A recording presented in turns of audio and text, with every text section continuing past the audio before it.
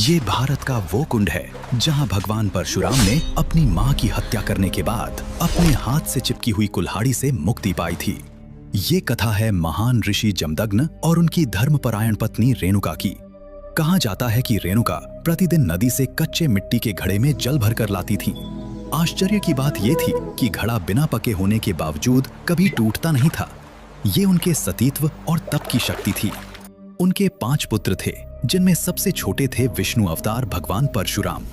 एक दिन नदी तट पर जल भरते समय रेणुका की दृष्टि कुछ गंधर्वों पर पड़ गई, जो जल में आनंद क्रीड़ा कर रहे थे। वो दृश्य क्षणिक था, लेकिन उसी एक पल में उनका मन डगमगा गया और उसी क्षण जिस शक्ति से घड़ा सुरक्षित था वो टूट गई। घड़ा टूटते ही रेणुका समझ गईं कि उनसे चूक हो गई है।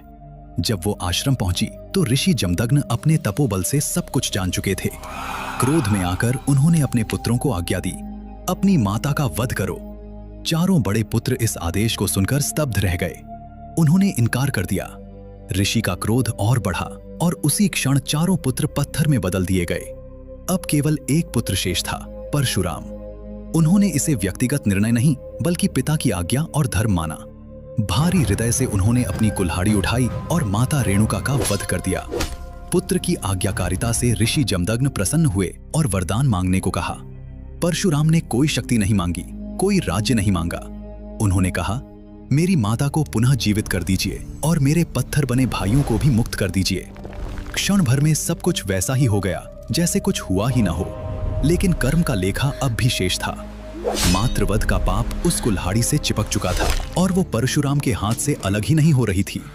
उन्होंने अनेक तीर्थों की यात्रा की, लेकिन कहीं भी उस पाप से मुक्ति नहीं मिली। अंततः वे पहुंचे पूर्वी हिमालय में लोहित नदी के तट पर। जैसे ही उन्होंने उस जल को स्पर्श किया, एक अद्भुत चमत्कार हुआ।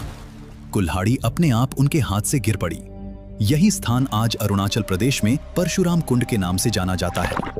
आज भी हर वर्ष मकर संक्रांति पर हजारों श्रद्धालु यहाँ स्नान करते हैं, इस विश्वास के साथ कि जैसे इस कुंड ने भगवान परशुराम को पाप मुक्त किया, वैसे ही उनके जीवन के दोष भी यहाँ धुल जाते हैं। यदि आप भगवान परशुराम के भक्त हैं तो कमेंट में जरूर लिखें, जय परशुराम।